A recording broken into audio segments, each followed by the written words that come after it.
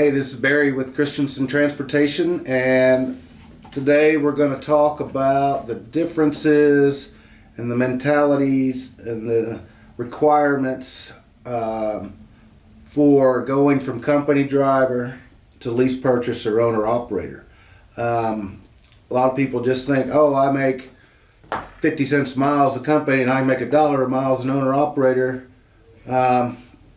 Probably not going to make it if that's the only thought process you have put into that equation.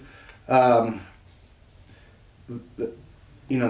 got to know as an owner operator what your costs are. You got to know where your break even point is. How many miles do I got to run to cover my fixed costs? My fixed costs are my lease payment, my insurance, my tablet, whatever there is.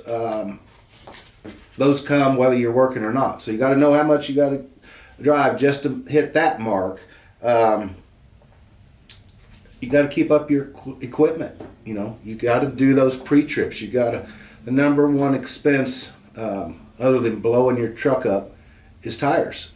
And I cannot tell you how many people pull into this yard and I can spot it from 50 yards away, just like the scale house guy can apparently, when your tires are low. The wear marks for low tires are incredibly easy to spot. And, typically it's the inside tires because we're not taking the time to air up that inside, or we've had tire work done on the outside and we didn't tell the tire guy to make sure that the valve is sticking out where you can get to it on the inside. So, there's just things, it's not that easy. Let's put it that way. You've got to do more than get behind the wheel and drive miles. You've got to take care of your business. You got to know what your costs are. I've had people build spreadsheets. You put your fixed costs in.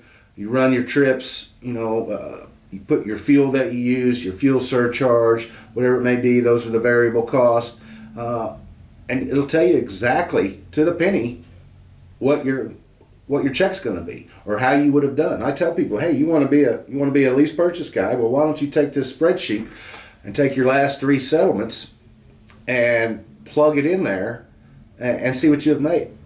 You know how many have taken me up on that one? 0. And in my little brain, I'm saying this will be a short-lived adventure, because if you can't take the time to do that, you're not going to run a successful business. And that's what is required to stay in business, is to know your cost and to get in front of them and prevent the unneeded ones. Service your equipment. And here's another one that people tend to forget: home time. You're a company driver and your truck breaks or something happens. You sit for 2 or 3 days. You go home. You don't know anything. If you're a lease or an owner operator and you've got home time scheduled for the weekend and instead your truck breaks for 2 days, you probably ought to cancel your home time because you just spent it. Those are the kinds of sacrifices that are necessary to be successful. And it's a lot of hard work. And, it's not for everybody. Not everybody needs to run their own business.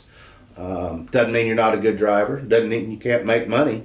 But it just takes a whole lot more. There's a whole lot more responsibility. Yes, there is $1 per mile versus 50 cents per mile. But you can also lose that without doing the hard work. So, if you're going to do it right. And listen to people. Listen to us. I don't get paid based on your success. I don't get a bonus if you make money or lose money.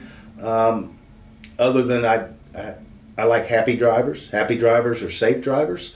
Happy drivers have happy homes. Just a little bit to think about. So if you're going to do it right and be successful, and we'll promote it, and I'll help you and teach you and let people teach you, and you got to be willing to accept knowledge from somebody else. Don't be stubborn, be successful. So just little things that you need to think about before taking that step into the water. And if you take a step, dive in and be able to swim. So be safe and be successful. And thanks for being at Christenson, where the trucker's truck and where safety takes priority.